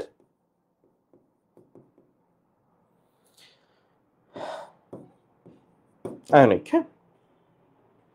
হ্যাঁ, ব্যাপারটা এরকম। তো বিশুদ্ধ সমযোজী, 0.5 এর নিচে অপোলার সমযোজী, 0.5 থেকে 1.9 এর মধ্যে হচ্ছে পোলার সমযোজী। মানে 1.9 এর উপরে হইলে এটা আসলে সমযোজী তবে আয়নিক বৈশিষ্ট্য, এরকম বলা যায়। সমযোজী তবে আয়নিক বৈশিষ্ট্য প্রদর্শন করে। ঠিক আছে, তাহলে টোটাল ব্যাপারটা বোঝা গেল। ফলে আমরা এইগুলা বলি যে এটা কি পোলার, এই যৌগগুলো হচ্ছে পোলার, এই যৌগগুলো হচ্ছে পোলার। ঠিক আছে, এই যৌগগুলো হচ্ছে পোলার। তাহলে এই যে এতটুকু আমরা বুঝছি। এখন এই যে যৌগগুলো আমরা দেখলাম, এগুলো বেশিরভাগই হচ্ছে অজৈব যৌগ। জৈব যৌগের ক্ষেত্রে কি আসতেছে দেখো। জৈব যৌগের ক্ষেত্রে যদিও মানে এটা কমন রুল না, সাধারণত কার্বন আর হাইড্রোজেন দিয়ে কোনো জৈব যৌগ যদি গঠিত হয় তাহলে যৌগটা অপোলার হয়। কার্বন আর হাইড্রোজেন দিয়ে কোনো জৈব যৌগ যদি গঠিত হয় তাহলে যৌগটা হচ্ছে অপোলার হয়, কারণ এখানে ইলেকট্রোনেগেটিভ ডিফারেন্স হচ্ছে 0.5 এর কম হয়। দেখো কার্বনের ইলেকট্রোনেগেটিভিটি কত? 2.5। হাইড্রোজেন কত? 2.1। ডিফারেন্স হচ্ছে 0.4। তো এই জন্য শুধু কার্বন আর হাইড্রোজেন দিয়ে গঠিত হইলে সেই যৌগটা অপোলার হয়। ক্লিয়ার? কিন্তু যদি দেখো যে কার্বন আর হাইড্রোজেনের সাথে অন্য মৌল আছে, কার্বন আর হাইড্রোজেনের সাথে অন্য মৌল আছে, তখন সেই যৌগটা হচ্ছে পোলার হওয়ার একটা ভালো সম্ভাবনা থাকে। পোলার হওয়ার একটা ভালো সম্ভাবনা থাকে, কারণ কার্বনের ইলেকট্রোনেগেটিভিটি কিন্তু খুব বেশি না, 2.5। ফলে একটা জিনিস বুঝো যে হাইড্রোজেনের 2.1 খুব কাছাকাছি, কিন্তু এর বাইরে অন্য যে কোনো মৌল আসলেই সেটা আসলে 0.5 এর বেশি হয়ে যায়। সেটা 0.5 থেকে 1.9 রেঞ্জে চলে আসে, এবং 0.5 থেকে 1.9 রেঞ্জে চলে আসে সেটা পোলার হওয়ারই সম্ভাবনা থাকে। তো কোনো জৈব যৌগে যদি দেখো যে কার্বন হাইড্রোজেনের সাথে অন্য মৌল আছে, তাহলে সেই যৌগের পোলার হওয়ার একটা খুব ভালো সম্ভাবনা আছে। ব্যাপারটা কি বোঝা গেল? এখন কোন যৌগ যখন পোলার হয় তখন তার ডাইপোল থাকে, আর অপোলার থাকলে এই ডাইপোলটা থাকে না। অপোলার থাকলে হচ্ছে তাদের আবিষ্ট ডাইপোল তৈরি হয়। যাই হোক, এই পোলার থাকলে তাদের ডাইপোল তৈরি হয়। পোলার থাকলে কি বলছি? তাদের ডাইপোল তৈরি হয়। আর অপোলার হইলে তাদের আবিষ্ট ডাইপোল তৈরি হয়। আবিষ্ট ডাইপোল। তাহলে কি বললাম? পোলার থাকলে ডাইপোল, অপোলার থাকলে হচ্ছে আবিষ্ট ডাইপোল তৈরি হয়। এখন জিনিসটা খেয়াল করো, ধরো দুইটা অপোলারের মধ্যে যে বন্ধনটা তৈরি হয় সেই বন্ধনটা কি বন্ধন জানো? বলো তো। দুইটা অপোলার, ধরো এই একটা অপোলার যৌগ আর একটা অপোলার যৌগ, দুইটা অপোলার যৌগ যুক্ত হয়েছে, তখন তাদের মধ্যে কি বল কাজ করে? এই যে বলটা, অপোলার অপোলার মানে হচ্ছে আবিষ্ট ডাইপোল আবিষ্ট ডাইপোল, আবিষ্ট ডাইপোল আবিষ্ট ডাইপোল বন্ধন। ঠিক আছে, তো সেখানে হচ্ছে আমার এই বলটাকে বলে লন্ডন বল। লন্ডন বলের আরেকটা নাম হচ্ছে বিস্তারণ বল। লন্ডন বলের আরেকটা নাম কি বলছি ভাইয়া? বিস্তারণ বল। লন্ডন বলের আরেকটা নাম হচ্ছে বিস্তারণ বল। যেমন আমরা কিছু উদাহরণ দিলেই তুমি ভালো বুঝতে পারবা। ধরো এখানে সোডিয়াম আয়ন আছে আর আছে পানি। তো আমি জিজ্ঞেস করলাম সোডিয়াম আয়ন আর পানির মধ্যে কি বন্ধন হইতে পারে, তুমি তখন কি বলবা বলো তো? সোডিয়াম আয়ন হচ্ছে একটা আয়ন আর পানি হচ্ছে একটা পোলার যৌগ, ফলে এখানে ডাইপোল বন্ধন। ফলে এখানে যে বন্ধনটা তৈরি হবে সেটা হচ্ছে আয়ন ডাইপোল। সেটার নাম কি? Ion dipole. আবার ধরো তুমি আমাকে জিজ্ঞেস করলা ভাইয়া Fe2+ আর পানির মধ্যে কি বন্ধন হইতে পারে, আমি বলবো আয়ন আবিষ্ট ডাইপোল। এখানে আয়ন আবিষ্ট ডাইপোল কেন বলতেছি, কারণ পানি হচ্ছে সরি, এখানেও তো ডাইপোল হবে। ধরো আমি পানি না, এখানে অক্সিজেন দিই, তাহলে এখানে হবে হচ্ছে আয়ন আবিষ্ট ডাইপোল। আয়রন 2 প্লাস এবং অক্সিজেন, এখানে হবে আয়ন আবিষ্ট ডাইপোল। আবার ধরো পানি আর অক্সিজেন, তাহলে এখানে কি হবে বলো? পানি হচ্ছে পোলার, পানি পোলার। ইলেকট্রোনেগেটিভিটি দেখো অক্সিজেন আর হাইড্রোজেনের পার্থক্যের মধ্যে ডিফারেন্স 0.5 থেকে 1.9 এর মধ্যে, ফলে পানি পোলার, পোলার হইলে হবে ডাইপোল। আর অক্সিজেন অপোলার, অক্সিজেন আসলে বিশুদ্ধ সমযোজী যৌগ, ফলে অক্সিজেনের ক্ষেত্রে হবে আবিষ্ট ডাইপোল, আবিষ্ট ডাইপোল। অক্সিজেনের ক্ষেত্রে কি পাচ্ছি ভাইয়া? আবিষ্ট ডাইপোল। জিনিসটা বোঝা গেছে? আবার যদি তোমাকে একটু দেখাই, ধরো ক্লোরোফর্ম, ক্লোরোফর্ম কিন্তু একটা জৈব যৌগ, ক্লোরোফর্ম কিন্তু একটা জৈব যৌগ। আবার CH3CHO, জিনিসটা খেয়াল করো, দেখো কিন্তু এখানে কার্বন হাইড্রোজেন বাদে অন্য মৌল আছে, তো কার্বন হাইড্রোজেন বাদে অন্য মৌল থাকলে যৌগটা পোলার হয়, ফলে এই যৌগটা পোলার। এখানেও কার্বন হাইড্রোজেন বাদে অন্য মৌল আছে, ফলে এই যে জৈব যৌগটা, এই যৌগটাও পোলার, ফলে এদের মধ্যে বন্ধন হচ্ছে ডাইপোল ডাইপোল। এদের মধ্যে যে বন্ধন হবে সেই বন্ধন হবে ডাইপোল ডাইপোল বন্ধন। তাহলে কি বলছি ভাইয়া? এদের মধ্যে যে বন্ধন হবে সেই বন্ধনটা হবে ডাইপোল ডাইপোল বন্ধন। ওকে, তাহলে আমাকে একটু বলো যে এই ব্যাপারটা আমরা বুঝছি কিনা, এই টপিকটা বুঝছি কিনা, সব একটু কমেন্ট করে বলো।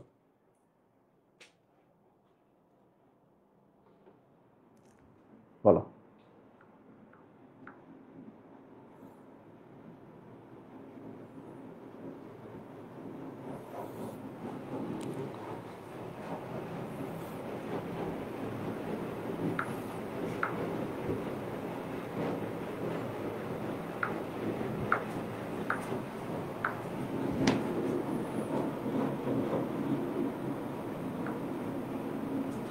বুঝছি, গুড।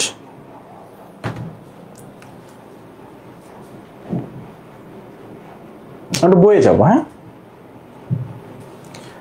আচ্ছা, তাহলে এখানে একটু চলে আসো।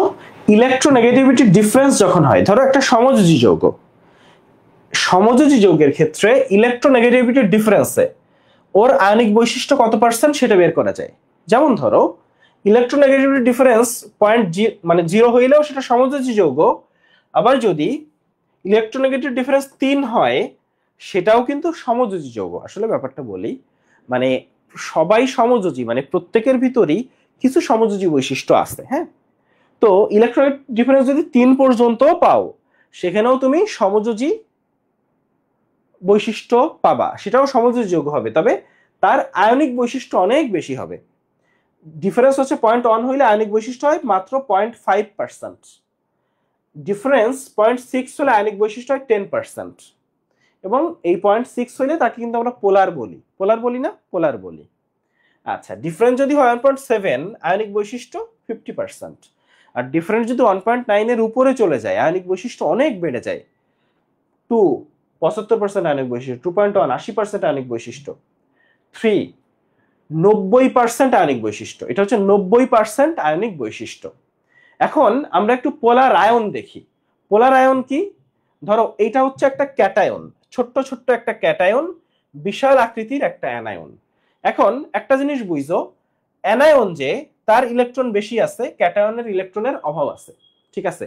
এখন ক্যাটায়নের নিউক্লিয়াস, মানে ক্যাটায়নের নিউক্লিয়াস মানে কি? ক্যাটায়নের ধনাত্মক চার্জ অ্যানায়নের ইলেকট্রন বেগকে আকর্ষণ করে, তাই না? অ্যানায়ন অনেক বড়, ওর ইলেকট্রন আছে, আর ক্যাটায়নের নিউক্লিয়াসের কি দরকার? ইলেকট্রন দরকার।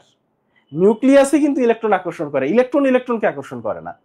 তাইলে এই নিউক্লিয়াস যখন ইলেকট্রনকে আকর্ষণ করবে, এই যে দেখছো এখানে ইলেকট্রন একটা মেঘ পাইছে, এই মেঘকে টান দিছে ধইরা, দেখছো মেঘ এদিক চলে গেছে, ঠিক আছে, এই যে এটা বিকৃত হয়ে গেছে, তাহলে অ্যানায়নটা বিকৃত হয়ে গেছে, তাহলে অ্যানায়নের একটা বিকৃতি হয়েছে, তাই না? এই যে বিকৃতিটা, এইটা থেকেই আসল কাহিনী চলে আসছে। তাহলে পোলার আয়নের ফলে অ্যানায়নে ইলেকট্রন মেঘের যে বিকৃতি হয়, এই বিকৃতি দেখো, যখন একটা সম্পূর্ণ আয়নিক যৌগ হচ্ছে তখন কিন্তু কোনো বিকৃতি তুমি দেখতেছো না, যখন আংশিক সমযোজী হচ্ছে তখন বিকৃতি দেখতেছো। আর পোলার সমযোজী বা বিশুদ্ধ সমযোজীর ক্ষেত্রে অনেক বেশি বিকৃতি হয়েছে, ফলে এখানে দেখো দুইটা পোল তৈরি হয়ে গেছে, দেখছো? মানে এই সমযোজী গুলার ক্ষেত্রে কিন্তু দুইটা পোল তৈরি হয়ে গেছে, তাই না? আচ্ছা, তাহলে এই জায়গাটা আমরা বুঝছি। এখন একটু চলে আসো, তাহলে যত বেশি পোলার আয়ন হবে তত আয়নিক যৌগের ধর্ম থেকে বিচ্যুত হবে। দেখছো এখানে পোলার আয়ন হয় নাই, এরা সম্পূর্ণ আয়নিক যৌগে আছে। তাইলে পোলার আয়ন যত বেশি, অ্যানায়নকে যত বেশি টান দিতে পারবে, ওইটার আয়নিক যৌগের ধর্ম থেকে বিচ্যুতি। তাইলে ওটা কি ধর্ম? সমযোজী ধর্ম। তাহলে ফাজানের এই নিয়ম দ্বারা যত বেশি পোলার আয়ন হবে, আবারও বলি যত বেশি পোলার আয়ন হবে, এই ফাজানের পোলার আয়ন সরি ফাজানের এই নীতি দ্বারা কি ব্যাখ্যা করা যায়? আয়নিকের সমযোজী বৈশিষ্ট্য ব্যাখ্যা করা যায়। তাহলে পোলার আয়ন যত বেশি, সমযোজী বৈশিষ্ট্য তত বেশি। আবারও বলি, ও যত বেশি পোলার আয়ন হবে, ওর ইলেকট্রন বেগের বিকৃতি যত বেশি হবে, তত বেশি পোলার আয়ন, ওর সমযোজী বৈশিষ্ট্য তত বেশি। তাহলে এটা হচ্ছে আয়নিক যৌগের সমযোজী বৈশিষ্ট্য। এই যে যেটা পড়তেছি সেটা হচ্ছে আয়নিক যৌগের সমযোজী বৈশিষ্ট্য। এখন দেখো এই যে ফাজানের নীতি, এটা দিয়ে কি কি জানা যায়? একটা হচ্ছে সমযোজী বৈশিষ্ট্য জানা যায়, এবং এখানে ব্যাপারটা সমানুপাতিক। অর্থাৎ পোলার আয়ন যদি বেশি হয় তাহলে তার সমযোজী বৈশিষ্ট্য বেশি। বাচ্চা তুমি আমাকে বলো তো, কারো যদি সমযোজী বৈশিষ্ট্য বেশি হয় তাহলে তার গলনাঙ্ক বেশি হবে না কম হবে? তার গলনাঙ্ক কম হবে না? যে যত বেশি সমযোজী তার গলনাঙ্ক তত কম, কারণ জৈব যৌগগুলোর সমযোজী, ফলে জৈব যৌগগুলোর গলনাঙ্ক কম। তাইলে এই ফাজানের নীতি দ্বারা তুমি বের করতে পারবা কার পোলার আয়ন বেশি, কার সমযোজী বৈশিষ্ট্য বেশি। যার পোলার আয়ন বা সমযোজী বৈশিষ্ট্য বেশি তার গলনাঙ্ক কম। আবারও বলি, যার পোলার আয়ন বা সমযোজী বৈশিষ্ট্য বেশি তার গলনাঙ্ক কম। এখন ফাজানের নিয়মটা কি? ফাজানের নিয়ম হচ্ছে ক্যাটায়ন ও অ্যানায়নের চার্জের পরিমাণ যত বেশি। চলো আমরা একটু এটা লিখে লিখে পড়ি, না এখান থেকেও দেখা যায়, আগে এখান থেকেই দেখি। চলো আমি বুঝানোর সময় তুমি বুঝতে পারবা, বুঝাইলেই বুঝতে পারবা। তাহলে এখানে তুমি দেখবা ক্যাটায়নের চার্জ আবার অ্যানায়নের চার্জ। মনে রাখবা, চার্জ বেশি তো পোলার আয়ন বেশি। আবার বলি, চার্জ বেশি তো পোলার আয়ন বেশি। জিনিসটা কি আমরা একটু সহজভাবে ব্যাখ্যা করি। চলো ধরো, আচ্ছা না আমি পয়েন্টগুলো দেখি। ক্যাটায়নের ছোট আর অ্যানায়ন বড়, পোলার আয়ন বেশি। ক্যাটায়ন ছোট, পোলার আয়ন বড়।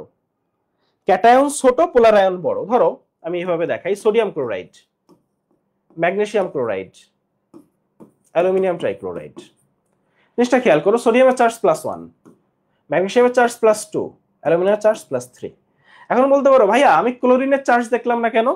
ক্লোরিনের চার্জ সবসময় -1, ফলে ক্লোরিনের চার্জ দেখার এখানে তিনটাতেই ক্লোরিন, ফলে আমি দেখবো অন্য কি আছে, ডিফারেন্ট কি। ফলে এখানে সোডিয়াম +1, ম্যাগনেসিয়াম +2, অ্যালুমিনিয়াম +3। তাইলে যার চার্জ বেশি তার পোলার আয়ন বেশি। তাহলে এখানে কার চার্জ বেশি? অ্যালুমিনিয়াম ট্রাইক্লোরাইডের। তাহলে অ্যালুমিনিয়াম ট্রাইক্লোরাইডের পোলার আয়ন বেশি, অ্যালুমিনিয়াম ট্রাইক্লোরাইডের সমযোজী বৈশিষ্ট্য বেশি, অ্যালুমিনিয়াম ট্রাইক্লোরাইডের গলনাঙ্ক কম। আবারও বলি, অ্যালুমিনিয়াম ট্রাইক্লোরাইডের পোলার আয়ন বেশি, তার সমযোজী বৈশিষ্ট্য বেশি, তার গলনাঙ্ক কম। ক্লিয়ার জিনিসটা? কিন্তু ধরো আমি তোমাকে যদি দেখাই, ধরো একই গ্রুপে মৌল আছে না, ওই যে লি, না, কে, রুবি, সেসে ফেলেছে, হ্যাঁ? তো ধরো lithium chloride, sodium chloride, potassium chloride, rubidium chloride, এভাবে লিখি। Lithium chloride, sodium chloride, potassium chloride, rubidium chloride. প্রত্যেকটা যৌগে দেখো লিথিয়াম +1, ক্লোরাইড -1, +1 -1, +1 -1, +1 -1। তাহলে এখানে তো ক্যাটায়ন আর অ্যানায়নের চার্জ সেম, ফলে প্রথম রুলটা খাটতেছে না। প্রথম রুল যদি না খাটে দ্বিতীয় রুলে চলে আসতে হবে। তখন তোমাকে দেখতে হবে ক্যাটায়নের আকৃতি নাইলে অ্যানায়নের আকৃতি। এখন বলতে পারো ভাই কোনটা দেখবো, ক্যাটায়ন দেখবো না অ্যানায়ন দেখবো? তুমি আসলে দুইটা দেখার সুযোগ পাবা না, যে কোনো একটা দেখার সুযোগ পাবা। যেমন ধরো এখানে সবগুলা ক্লোরিন, ফলে সবগুলো অ্যানায়ন সেম, ফলে তোমাকে আসলে তখন ক্যাটায়নের আকৃতিটা দেখতে হবে। তখন তোমাকে লিথিয়াম, সোডিয়াম, পটাশিয়াম, রুবিডিয়ামের আকৃতি দেখতে হবে। এখন তুমি জানো লিথিয়াম, সোডিয়াম, পটাশিয়াম, রুবিডিয়াম একই গ্রুপের। তুমি জানো লিথিয়াম, সোডিয়াম, পটাশিয়াম আর রুবিডিয়াম এরা হচ্ছে একই গ্রুপের। তো একই গ্রুপের যখন হয়, যখন তারা একই গ্রুপের হয়, যত নিচে আসতে থাকো তত আকৃতি বাড়তে থাকে, একটা করে শক্তি স্তর বাড়তে থাকে। ফলে এখানে লিথিয়ামের আকৃতি সবচেয়ে ছোট। ফলে লিথিয়াম ক্লোরাইড, যেহেতু লিথিয়ামের আকৃতি সবচেয়ে ছোট, ফলে এই যে লিথিয়াম ক্লোরাইড, এটার সমযোজী বৈশিষ্ট্য বেশি, এটার পোলার আয়ন বেশি, এটার গলনাঙ্ক কম। কিন্তু যদি আমি তোমাকে বলি এই যে লিথিয়াম, সোডিয়াম, পটাশিয়াম, রুবিডিয়াম, এই চারটার মধ্যে কার গলনাঙ্ক বেশি, একটু আমাকে বলবা। এই চারটার মধ্যে কার গলনাঙ্ক বেশি? লিথিয়াম, সোডিয়াম, পটাশিয়াম, রুবিডিয়াম, এই চারটার মধ্যে কার গলনাঙ্ক বেশি? বলো।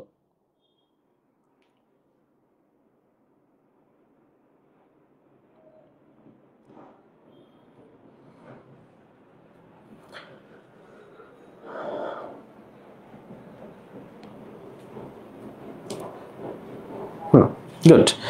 হ্যাঁ, এইবার বুঝতে পারছো যে গলনাঙ্ক স্ফুটনাঙ্কের যে ব্যাপারটা তুমি পড়ছো, যে একই পর্যায়ে গেলে এটা হচ্ছে বাড়ে, আর একই গ্রুপে এটা কমে। ফলে যদি মৌলের ক্ষেত্রে হয় তখন কিন্তু তুমি পর্যায়বৃত্তিক ধর্ম দেখতে হবে। ওই যে আয়নীকরণ শক্তি, ইলেকট্রন শক্তি, তড়িৎ ঋণাত্মকতা, আধা বিক্ষেপ, যেটা যে একই গ্রুপে আকার, ধাতব ধর্ম, বিজারণ ক্ষমতা, অক্সাইডের ক্ষারকীয় ধর্ম বাড়ে, বাকিগুলো কমে। ফলে গলনাঙ্ক একই গ্রুপে কমে, ফলে লিথিয়ামের গলনাঙ্ক বেশি। কিন্তু কিন্তু কিন্তু যখন যৌগ পাবা তখন তোমাকে অ্যাপ্লাই করতে হবে ফাজানের নিয়ম। আবারও বলি, একটা যৌগের গলনাঙ্ক জিজ্ঞেস করলে অ্যাপ্লাই করবা ফাজানের নিয়ম, আর মৌলের গলনাঙ্ক জিজ্ঞেস করলে অ্যাপ্লাই করবা মৌলের ক্ষেত্রে যে তড়িৎ মানে আয়নিক, ওইটা কি বলে, পর্যায়বৃত্তিক ধর্ম। মৌলের ক্ষেত্রে অ্যাপ্লাই করবা পর্যায়বৃত্তিক ধর্ম, আর যৌগের ক্ষেত্রে কি অ্যাপ্লাই করবা, ফাজানের নিয়ম। যৌগের ক্ষেত্রে অ্যাপ্লাই করবা হচ্ছে ফাজানের নিয়ম। এই জিনিসটা ক্লিয়ার। আর একটা জিনিস আছে, যেসব ক্যাটায়নের ইলেকট্রন বিন্যাসে মানে ডি অরবিটালে ইলেকট্রন আছে তাদের ক্ষেত্রে অ্যানায়নের বিকৃতি বেশি ঘটে। তাইলে যদি পাও এরকম দুইটা যৌগ, ধরো এরকম দুইটা যৌগ পাইছো যার একটা ডি ইলেকট্রন আছে আর একটা ডি ইলেকট্রন নাই, হ্যাঁ, ধরো কেন্দ্রীয় মৌল, আমি ধরে নিচ্ছি যে ধরো কি হইতে পারে, ধরো আয়রন, কেন্দ্রীয় মৌল আয়রন। তাইলে আয়রনের যৌগটার পোলারায়ন বেশি হবে, ওই আয়রনের যৌগটা বেশি সমযোজী হবে। তাইলে যদি দেখো যে একটা যৌগে ডি অরবিটাল আছে, একটা যৌগে ডি অরবিটাল নাই, তাহলে যার ডি অরবিটাল আছে তার ক্ষেত্রে তার পোলারায়ন বেশি, তার সমযোজী বৈশিষ্ট্য বেশি, তার গলনাঙ্ক কম। তার পোলারায়ন বেশি, তার সমযোজী বৈশিষ্ট্য বেশি, তার গলনাঙ্ক কম। যেমন এখানে সোডিয়াম, এইটাই আমি তোমাকে দেখাইছি, sodium chloride, magnesium chloride, aluminium trichloride, যার চার্জ বেশি তার পোলারায়ন বেশি, তার সমযোজী বৈশিষ্ট্য বেশি, তার গলনাঙ্ক কম। দ্বিতীয় নিয়মের ক্ষেত্রে এটা আমরা দেখছি যে দ্বিতীয় নিয়ম যেটা, সেটা হচ্ছে চার্জ যদি মিলে যায় তখন তোমাকে দেখতে হয় কেন্দ্রীয় পরমাণু, ধরো ক্যাটায়ন বা অ্যানায়নের আকার। তখন তোমাকে কি দেখতে হয় ভাইয়া, ক্যাটায়ন বা অ্যানায়নের আকার। জিনিসটা কি বোঝা গেছে? এখন তুমি এখানে এই আকার দেখাচ্ছে, দেখো বেরিয়াম, স্ট্রনশিয়াম, ক্যালসিয়াম, ম্যাগনেসিয়াম, এদের আকার দেখাচ্ছে। তো আকার দেখাইছে যে আকার দেখাইছে, এখন তুমি অলরেডি জানো যে ক্যাটায়নের আকার যত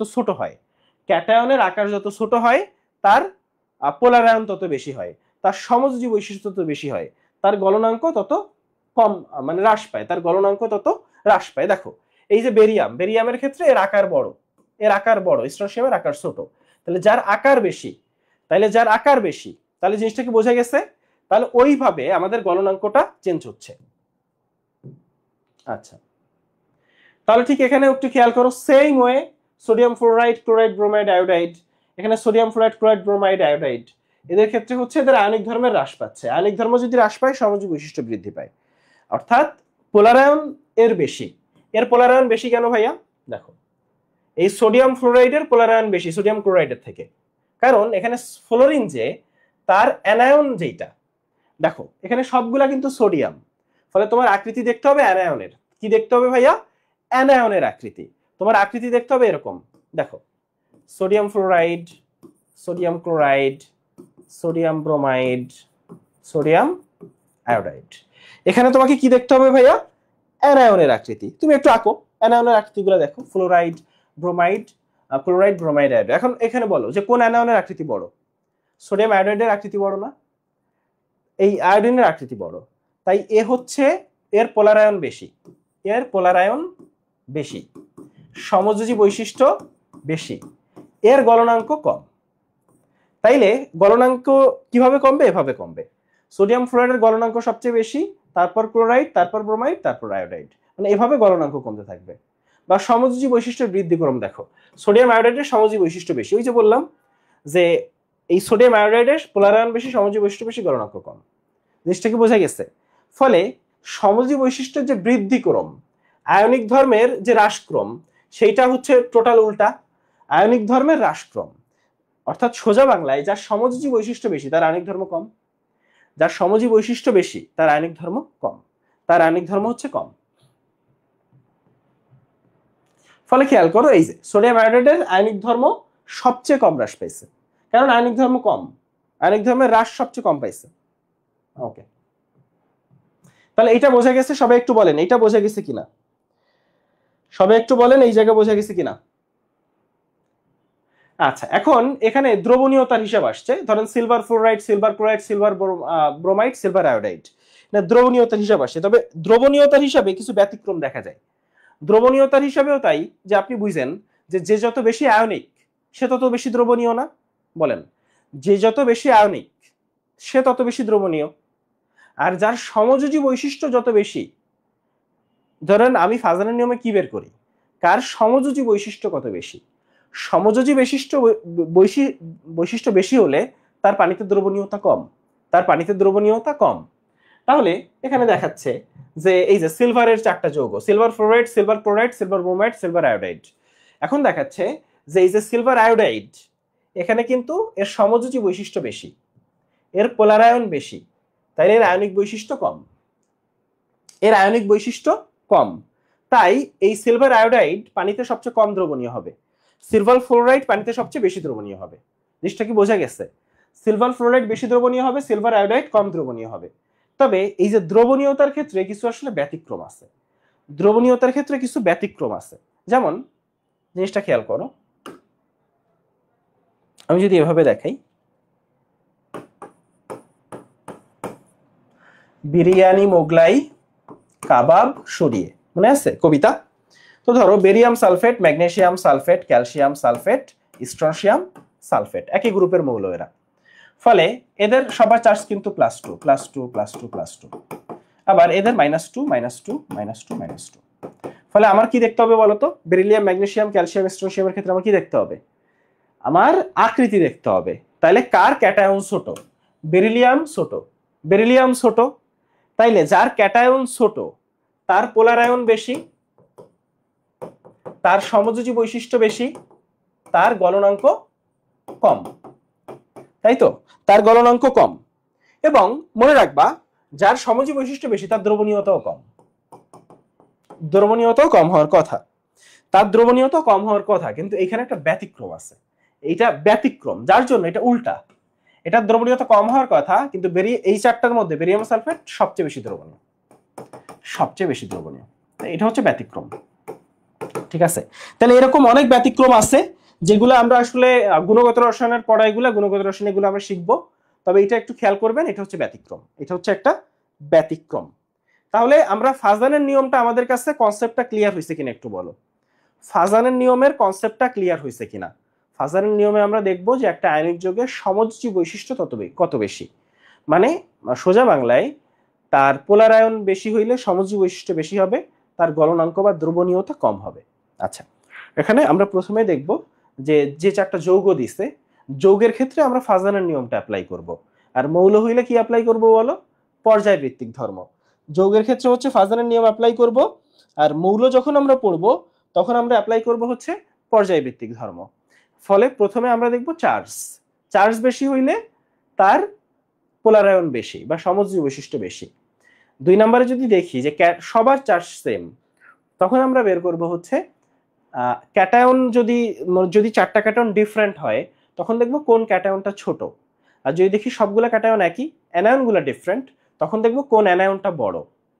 হ্যাঁ, তো যে ক্যাটায়নটা ছোট বা যে অ্যানায়নটা বড় তার পোলারায়ন বেশি বা সমযোজী বৈশিষ্ট্য বেশি। আরেকটা ব্যাপার আছে, যদি ডি ব্লকের মৌল দেখো, যার মানে ডি অরবিটালে ইলেকট্রন আছে, সেক্ষেত্রে সেই মৌলের যে যৌগটা, সেই যৌগটার ক্ষেত্রে কিন্তু তার সমযোজী বৈশিষ্ট্য বেশি হয়, তার সমযোজী যে বৈশিষ্ট্য সেটা বেশি হয়।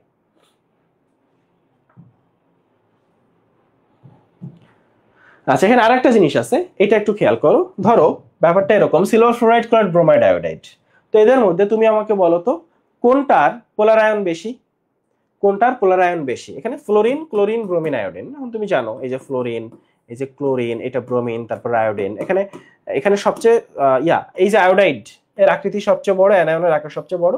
ফলে এই সিলভার আয়োডাইডের পোলারায়ন সবচেয়ে বেশি, ঠিক আছে?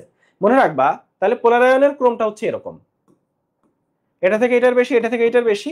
তোমরা রাখবা পোলারায়ন যত বেশি ওই যৌগের কালার তত, মানে তত বেশি ফুটে। ফলে দেখো সিলভার ফ্লোরাইড ফ্লোরাইড বর্ণহীন। এরপর হচ্ছে ব্রোমাইড হচ্ছে হালকা হলুদ, এটা গাঢ় হলুদ। কেন?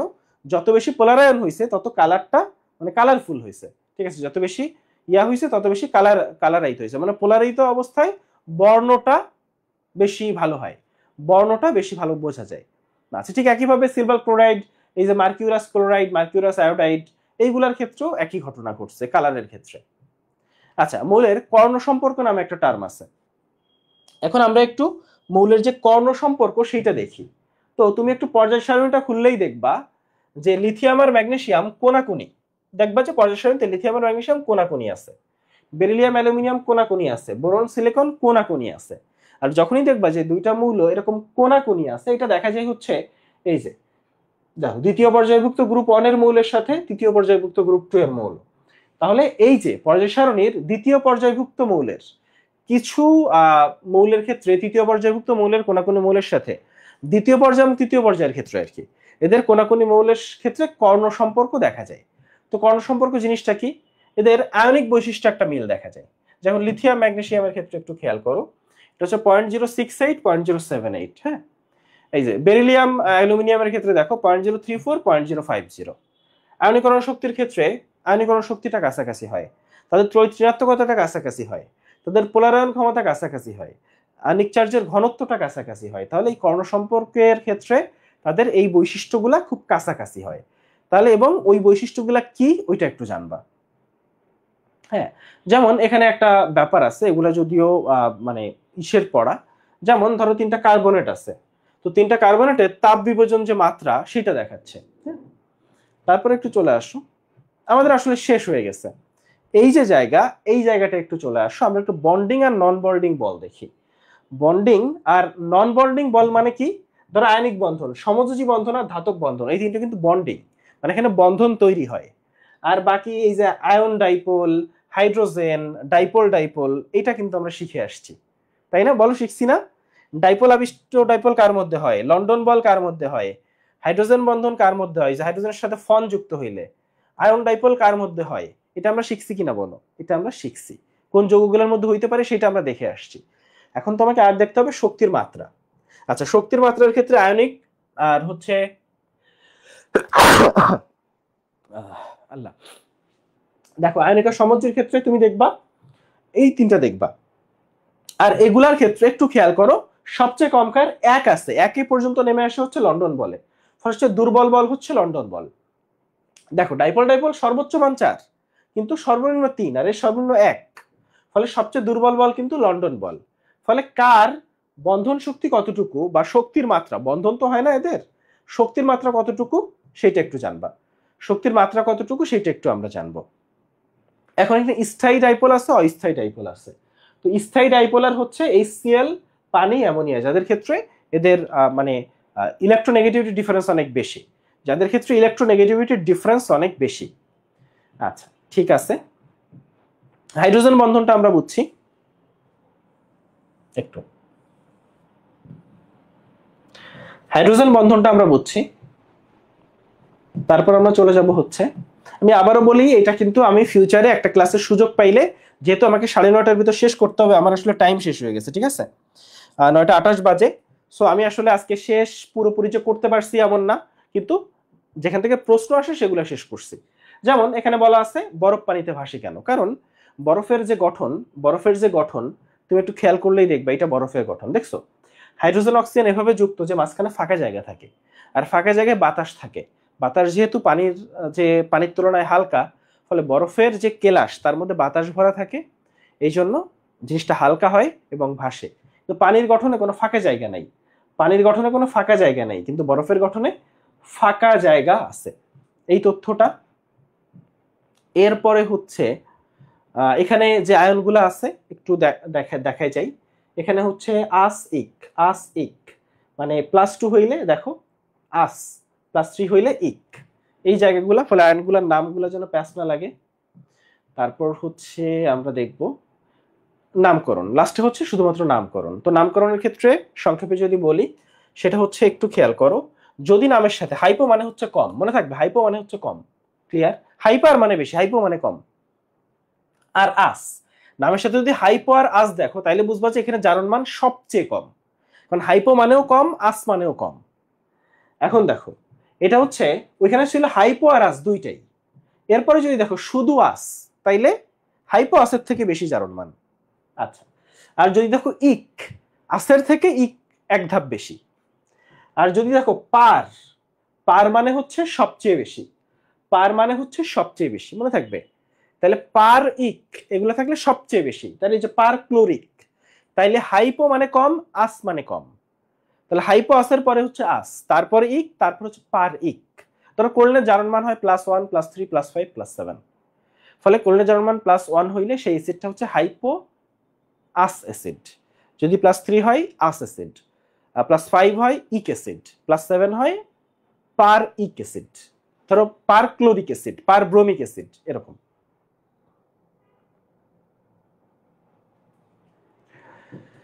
আচ্ছা, তারপরে আসো, তাহলে এইটা আমরা বুঝছি। এরপরে হচ্ছে এই যে লিগ্যান্ডগুলা, এই লিগ্যান্ডগুলার নামটা দেখবা, শেষ। তাহলে এখানে মোটামুটি আমাদের অধ্যায়টা শেষ হয়েছে। তো একটা ব্যাপার বলি যে প্রশ্ন এর বাইরে থেকে আসবে না। মানে আজকে আসলে ক্লাসটা হয়েছে এমন যে মেডিকেল অ্যাডমিশনে যে জায়গাগুলো থেকে প্রশ্ন আসে সেই জায়গাগুলো আমি পড়াইছি, খুব বেশি বুঝাইতে পারি নাই, এটা সত্যি। তবে নেক্সট একটা ক্লাস পাইলে তোমার বেসিক টেসিক যা আছে সব ফাটাই ফেলবো, ঠিক আছে? আজকে যদি আর একটা ঘন্টা সময় পাইতাম সব ক্লিয়ার করে ফেলতে পারতাম, নেক্সটে আর একটা ক্লাস ইনশাল্লাহ কোনো এক সময় নিব, এই তো। আর মোটামুটি আমাদের অধ্যায়টা যেভাবে শেষ হইলো, এতটুকু বলি যে মেডিকেল ভর্তি পরীক্ষায় এই অধ্যায় থেকে এর বাইরে থেকে প্রশ্ন আসবে না। এখানে যা পড়াইছি ক্লাসে এর বাইরে থেকে প্রশ্ন আসা সম্ভব না। আল্লাহ হাফেজ।